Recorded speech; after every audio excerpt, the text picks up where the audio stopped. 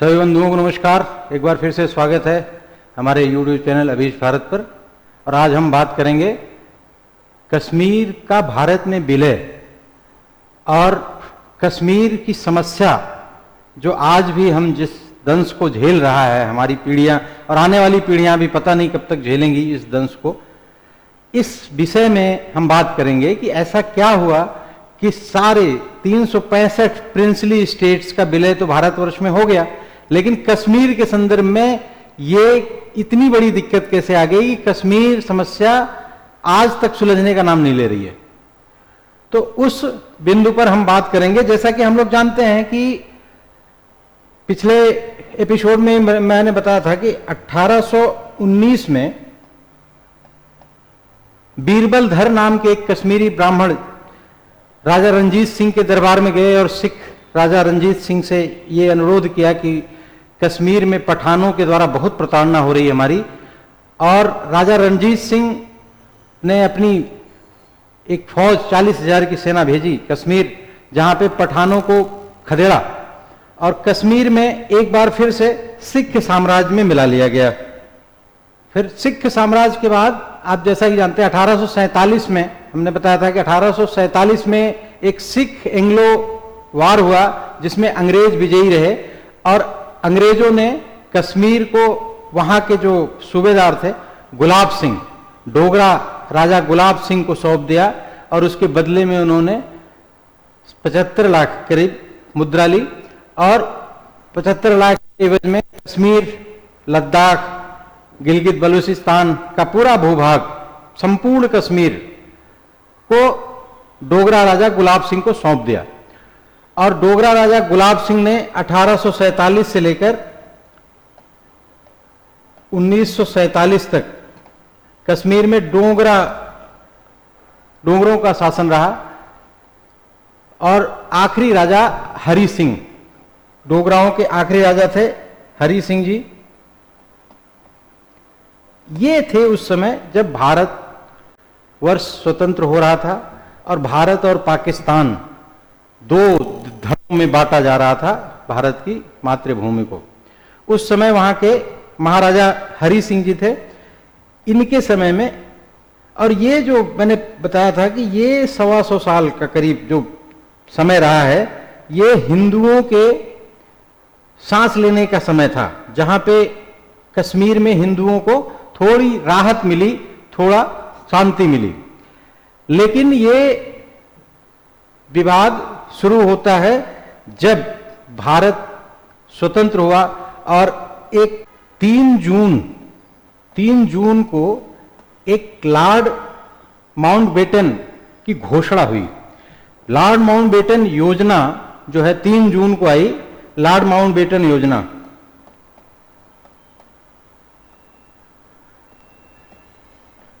Lord Mountbatten आखिरी viceroy थे, सबको पता है। और ये 3 जून 1947 की बात है। इसमें लॉर्ड माउंटबेटन योजना के तहत यह निर्धारित हुआ कि भारत और पाकिस्तान 2 हिस्सों में बंट जाएगा। भारत और पाकिस्तान 2 राष्ट्र बनेंगे और जिसमें जो प्रिंसली स्टेट हैं 565 से 72 के बीच में प्रिंसली स्टेट थे।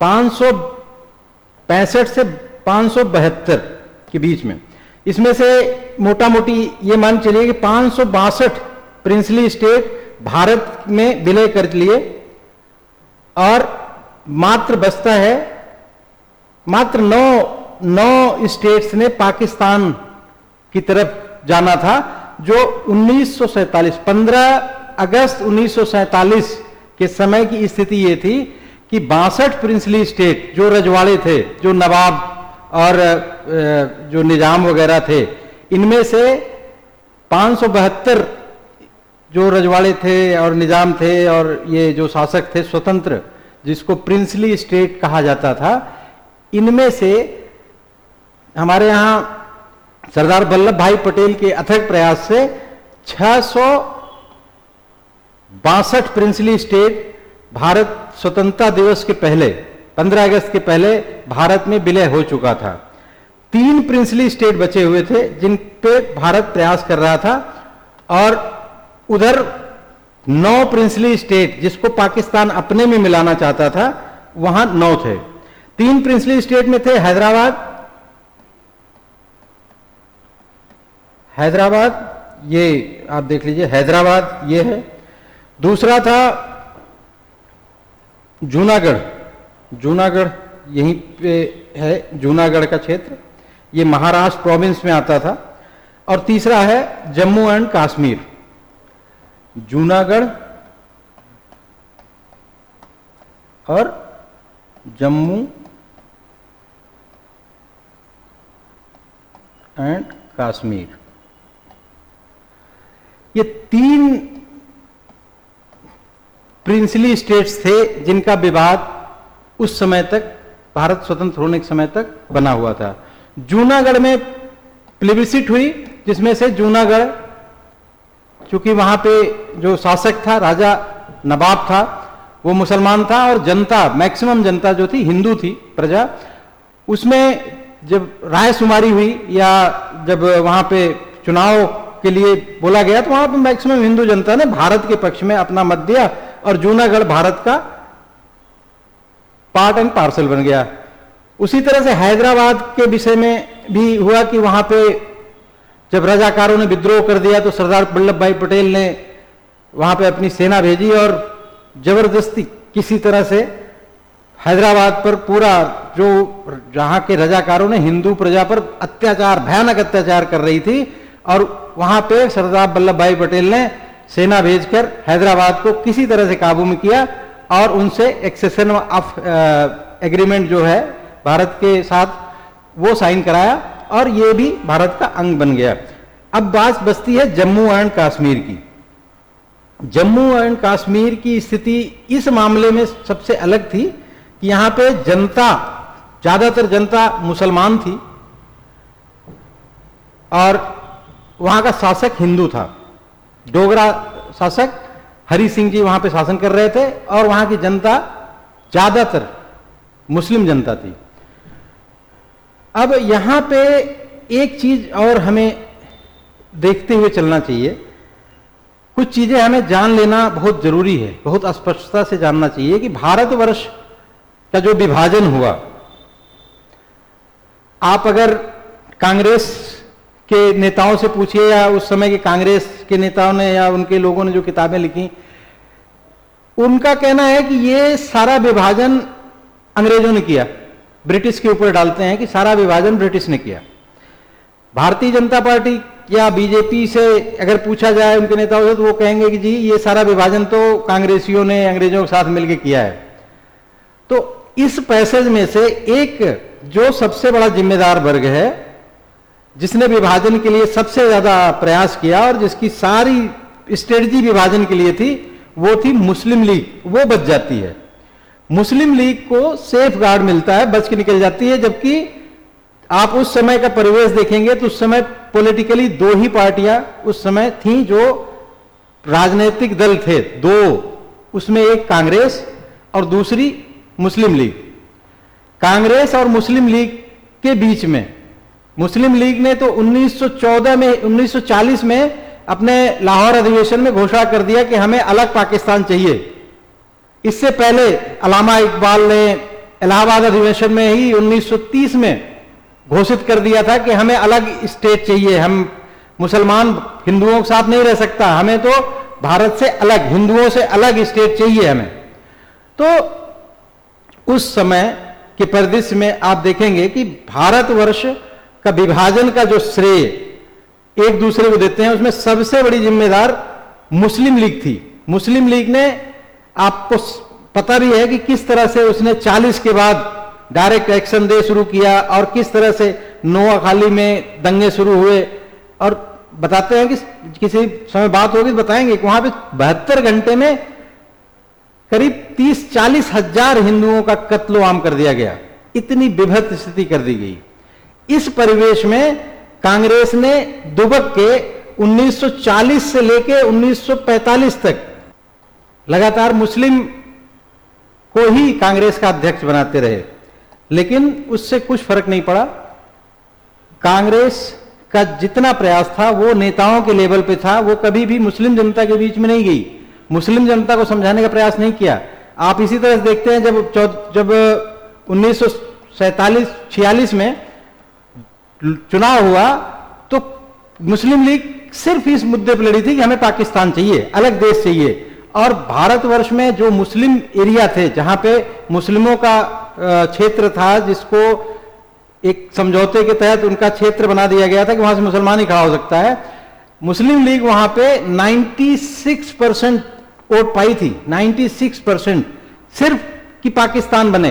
तो इसका मतलब मध्य भारत के भी, हमारे उत्तर प्रदेश, बिहार, मध्य प्रदेश, इन क्षेत्रों में जो मुस्लिम बाहुल्य क्षेत्र थे, वहां से भी पाकिस्तान के पक्ष में 96% वोट पड़े थे।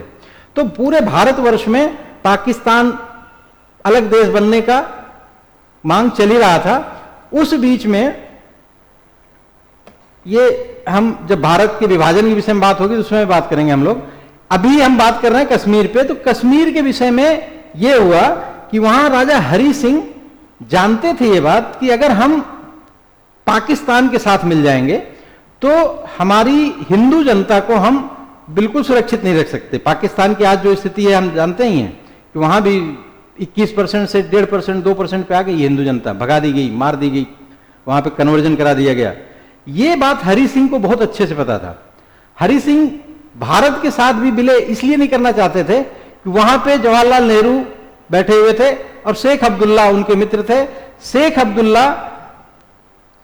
अब्दुल्ला ने क्विट मूवमेंट, जैसे क्विट इंडिया मूवमेंट था जो कांग्रेस ने चलाया था 1942 में, भारत छोड़ो आंदोलन।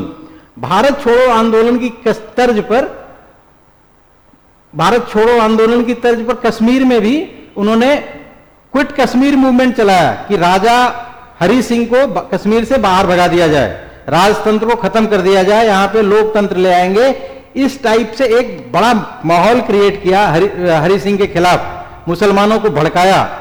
और वो स्थिति ये थी, उसमें जब मई 47 में शेख फारूक अब्दुल्ला के पिताजी शेख अब्दुल्ला को जब गिरफ्तार कर लिया गया, मई 1947 में मई में गिरफ्तार किया गया उन्हें, और सितंबर तक वो जेल में रहे। मई से सितंबर 4 महीने तक उनको बंद कर दिया गया, राजद्रोह के इल्जाम में हरि सिंह ने बंद कर दिया। तो ये बात नेहरू जी को खली और क्विट कश्मीर मूवमेंट चलाने के लिए, हरि सिंह को बाहर निकालने के लिए, क्विट कश्मीर मूवमेंट चलाने के लिए नेहरू जी पहुंच गए कश्मीर। और कश्मीर में राजा हरि सिंह ने उनको नजरबंद कर दिया, 3 दिन तक कैद रखा। कैद रखने के बाद 3 दिन बाद जाके जब ऊपर से प्रेशर आया, कहते हैं कि इसमें वायसराय तक का प्रेशर था, तब जाके हरि सिंह ने इनको छोड़ दिया। तो ये खुंदक थी जवाहरलाल नेहरू की। जो आदमी प्रधानमंत्री बनने जा रहा है, इंटरिम प्रधानमंत्री बनने की तैयारी कर रहा है, वो अपने मित्र को बचाने, उसके मूवमेंट को सहयोग करने कश्मीर चला गया। वहां पे जब ये हरि सिंह जी ने जब कैद कर दिया, तो वो खुंदक नेहरू जी को थी कि मेरे जैसे इतने बड़े नेता को आप जो है कैद कर सकते हो। तो हरि सिंह से ये दुश्मनी थी जो नेहरू, जिसकी वजह से हरि सिंह को पसंद नहीं करते थे बिल्कुल भी। उनका कांग्रेस का क्विट इंडिया मूवमेंट तो आपको पता है कि मार्क्सवादियों ने, लेफ्टिस्टों ने ही खत्म कर दिया था, क्योंकि अमेरिका, इंग्लैंड, ये सब मिलके, रसिया भी उनके साथ मिलके सेकेंड वर्ल्ड वॉर में साथ में लड़ रहे थे। तो जब रूस इंग्लैंड का साथ दे रहा है तो लेफ्टिस्टों ने क्विट इंडिया मूवमेंट का भयानक विरोध किया। भारत छोड़ो आंदोलन का उसमें जासूसी का काम किया था लेफ्टिस्टों ने, और यह खुली बात है, सब मानते हैं और सब जानते हैं। यहां पे फारूक अब्दुल्ला हरि सिंह को निकाल रहे हैं, जो उसी भूमि का पैदा हुआ आदमी है, जो वहीं का रहने वाला, वहां का बासिंदा है, उसके खिलाफ कर रहे हैं। अरे वहां क्विट इंडिया मूवमेंट, भारत छोड़ो आंदोलन चलाया जा रहा था अंग्रेजों के खिलाफ, बाहरियों के खिलाफ, विदेशियों के खिलाफ। आप कश्मीर के राजा को, जो 100 साल से वहां पे शासन कर रहे हैं, जो वहीं के लोग हैं, पुराने लोग हैं, उनके खिलाफ कश्मीर छोड़ो आंदोलन चल रहे हैं। नेहरू भी जैसे लोग भी उसमें शामिल हो गए।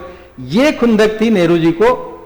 और जब हरि सिंह जी ने कहा कि अपना प्रस्ताव भेजा हरि सिंह जी ने कि मेरे साथ भी बातचीत की जाए, वार्ता की जाए, तो नेहरू जी के नेतृत्व में नेहरू जी ने कहलवाया कि पहले शेख अब्दुल्ला को छोड़ो, फिर हम बात करेंगे, पहले शेख अब्दुल्ला ही वहां का नेतृत्व करेगा।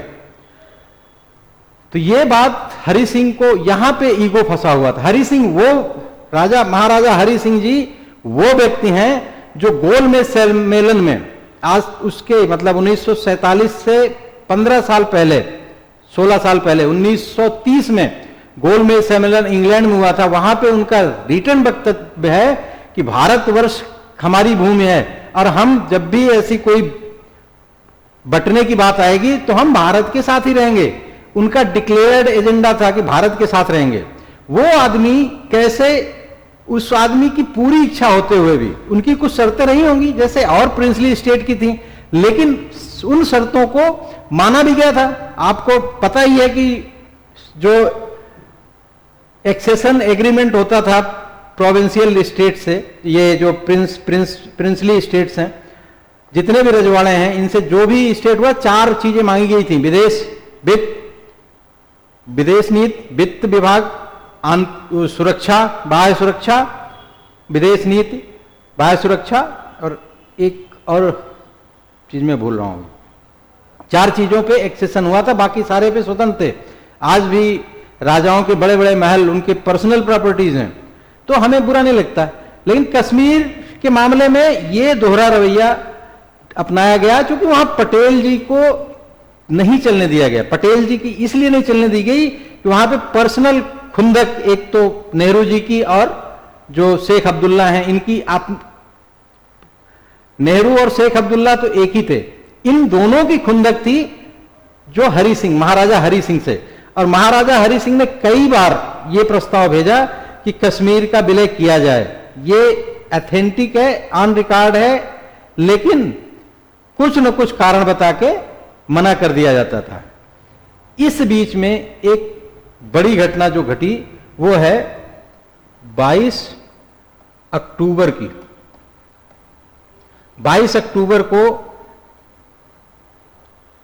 पाकिस्तान के भड़काने पर, वहां पे जो पठानों को, पाकिस्तान ने पठानों को भड़काया और उनसे कहा कि ये कश्मीर 200 साल से अंग्रेजों ने तुमसे कब्जा कर रखा है, इसको अब अंग्रेज जा रहे हैं, इसको खाली कर रहे हैं और इसको अब कब्जा करने का समय आ गया है। उन्होंने, पाकिस्तान ने कबायलियों के भेष में अपने सैनिक भेजे और 22 अक्टूबर को कश्मीर पर आक्रमण कर दिया। पाकिस्तान ने कबायली के भेष में लुंगी पहन के, पूरी व्यवस्था दे रही थी पाकिस्तान की नई सरकार। 3 महीना हुआ है अभी स्वतंत्र हुए भारत को, कश्मीर को कब्जा करने के लिए। और ये जिन्ना को पता था, जिन्ना के सामने शुरुआत में ही ये जब बात हुई थी तो ये कहा गया था कि भारतवर्ष में जो राज्य बचेंगे उसमें रायशुमारी करा ली जाए। ये कांग्रेस का प्रस्ताव था, नेहरू के नेतृत्व में कांग्रेस का ये सिंपल सा प्रस्ताव था कि जो प्रिंसली स्टेट्स हैं, जो अंग्रेजों के अधीन हैं डायरेक्ट, वो तो भारत और पाकिस्तान में जनसंख्या के आधार पर बढ़ गए और पूर्वी पाकिस्तान और पश्चिमी पाकिस्तान बन गया। जो प्रिंसली स्टेट है उसके बारे में यह था कि हम वहां पे रायशुमारी करा लेंगे, जो जहां भारत में आना चाहेगा भारत में आएगा, पाकिस्तान में जाना चाहेगा पाकिस्तान में जाएगा। लेकिन इस चीज को जिन्ना नहीं माने। जिन्ना क्यों नहीं माने? जिन्ना की एक चालाकी थी उसमें। जिन्ना ये जानते थे कि ज्यादातर प्रिंसली स्टेट नवाब और वहां के निजाम और मुसलमान शासक हैं, लेकिन उनके जो प्रजा है, जो जनता है, वो हिंदू है। अगर रायशुमारी होगी तो हम आराम से, ये सब लोग वहां की जनता रायशुमारी में, या जो अगर वहां पे मतदान के आधार पे विलय होने को होगा तो ये सब भारत को प्रेफर करेंगे। सारी हिंदू जनता है। पाकिस्तान का निर्माण इस्लाम के नाम पे हो रहा है, तो पाकिस्तान के साथ कोई हिंदू जनता नहीं जाना चाहेगी। ये जिन्ना जानते थे। तो जिन्ना ने इस प्रस्ताव का विरोध किया और उन्होंने कहा कि भारत का विभाजन क्या जनमत संग्रह पे हो रहा है? भारत का विभाजन अगर क्राउन कर रही है, ब्रिटिश गवर्नमेंट कर रही है, उसके अधीन हो रहा है और बिना जनमत संग्रह, बिना रायशुमारी कराए। तो जो प्रोविंशियल स्टेट्स हैं, जो स्वतंत्र राजे रजवाड़े और नवाब हैं, उनके यहां भी रायशुमारी नहीं होनी चाहिए। उनके यहां जो नवाब या जो राजे रजवाड़े हैं, ये जहां चाहेंगे वहां विलय करेंगे। उनके साथ जो समझौता होगा उसी हिसाब से होगा। लेकिन अब इसमें देखिए बहुत चालाकी थी। वो जिन्ना बेसिकली भारत के अंदर बहुत सारे पाकिस्तान बनाना चाहता था। आप हैदराबाद के कभी आर्काइव में जाइए, वहां पे तो जैसे पूर्वी पाकिस्तान, पश्चिमी पाकिस्तान दो है ना, वैसे दक्षिणी पाकिस्तान का भी एक नक्शा मिलेगा आपको। वहां पे ये योजना थी कि हैदराबाद और वहां के 4-5 रियासतों को मिला के, जहां पे नवाब और ये लोग मुसलमानों का शासन है, इनको मिला के एक दक्षिणी पाकिस्तान बनाया जाएगा भारत के बीचों बीच। ये हैदराबाद के आसपास की कुछ रियासतों को मिला के ये दक्षिणी पाकिस्तान होता है। ये पूर्वी पाकिस्तान, ये पश्चिमी, ये पूर्वी, और इधर जो है ये यहां पे दक्षिणी पाकिस्तान बनाने की योजना थी जिन्ना की। लेकिन ये सफल नहीं हुई, क्योंकि पटेल जैसा नेतृत्व मिला हमें, और जिन्होंने छल कपट और हर तरह के हथियार अपनाए और सारे प्रिंसली स्टेट्स को अपने भारतवर्ष में अधीन कर लिया, साम दाम दंड भेद से। लेकिन कश्मीर की समस्या नेहरू जी ने जबरदस्ती अपने हाथ में रखी। उन्होंने कहा कश्मीर के मामले में आप दूर रहोगे, आप नहीं बोलोगे।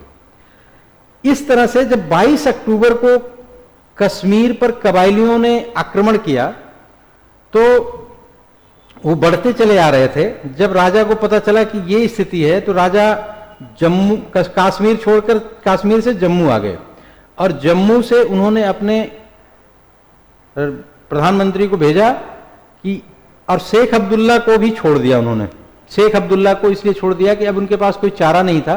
शेख अब्दुल्ला को छोड़ा और एक विलय पत्र, भारतवर्ष में जो विलय पत्र का फार्मूला था, उसी विलय पत्र पर साइन करके शेख अब्दुल्ला के साथ अपना प्रधानमंत्री सबको भेज के कहा कि भाई अब जो है, अगर भारत अपनी सेना नहीं भेजेगी और हमारी सिपाही हमारी रक्षा नहीं करेगी, तो हमारे पास कोई चारा नहीं है, हम सब मारे जाएंगे, पूरी कश्मीर, जम्मू एंड कश्मीर बर्बाद हो जाएगा, सारे हिंदू प्रजा या मुस्लिम प्रजा सब तहस नहस कर देंगे, ये जो पाकिस्तान आ रहा है कब्जा करने। तो इस तरह से हरि सिंह ने भेजा और अपने ओएसडी को कहा कि अगर जवाहरलाल नेहरू अब भी नहीं मानते हैं विलय के लिए, तो फिर मेरे को सोते हुए ही गोली मार देना, मैं अब कुछ नहीं कर सकता हूं, मैं उनके हाथों नहीं मरना चाहता हूं, मेरे को सोते हुए गोली मार देना, मैं वो ज्यादा प्रेफर करूंगा। तो हरि सिंह जब वहां पे ये प्रस्ताव गया, तो वहां पे बीपी मेनन साहब थे, वो इसके जो माउंटबेटन था, माउंटबेटन के राजनीतिक सलाहकार थे, उनके कहने पे, और पटेल जी भी थे। एक वृत्तांत आता है कि जब बैठक चल रही थी, तो वहां पे जब ये प्रस्ताव दिया गया कि भाई सिंह ने विलय कर दिया, अब सेना जाए, ये तो श्रीनगर तक पहुंचने वाले हैं। तो जवाहरलाल नेहरू उस समय भी कुछ दूसरे विचार में थे। पटेल जी ने कहा कि नेहरू को कश्मीर नहीं चाहिए क्या? तो नेहरू जी ने कहा नहीं, क्यों नहीं चाहिए। ये एक कहानी है, किताब का रेफरेंस है, कभी इस पे अलग से बात होगी। फिर वहां से सैम मानिक साहब को आदेश दिया गया कि आप तुरंत सेना लेके जाइए और कश्मीर को कम से कम श्रीनगर को बचाइए, नहीं तो श्रीनगर पे अगर कबायलियों का कब्जा हो गया। उनका प्रोग्राम था कि 26 अक्टूबर को ईद है, और पाकिस्तान के प्रधानमंत्री ने खुली घोषणा की थी कि 26 अक्टूबर को हम अपनी ईद श्रीनगर में मनाएंगे। कुछ राजा के जो हरि सिंह की सेना थी, उन्होंने रोका, लेकिन हरि सिंह की सेना में ज्यादातर मुसलमान थे, और जैसे ही कबायली के भेष में पाकिस्तान की सेना ने आक्रमण किया, ये मुसलमान धर्म के नाम पे, जिहाद के नाम पे अपनी हरि सिंह की छोड़कर कश्मीर में विलय कराने के लिए कश्मीर की सेना के साथ मिलकर लड़ने लगे, और हरि सिंह की सेना बिखर गई।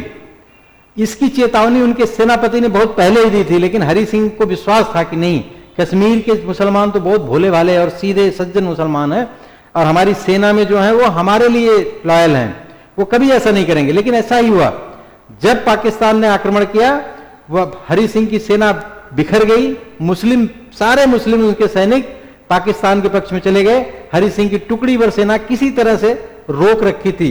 और जब 26 अक्टूबर को रात को भारत की सेना कश्मीर पर श्रीनगर पहुंची, फ्लाइट से पालम से जहाज उड़ी और श्रीनगर पहुंची रात में, और सुबह वहां पे युद्ध शुरू हुआ।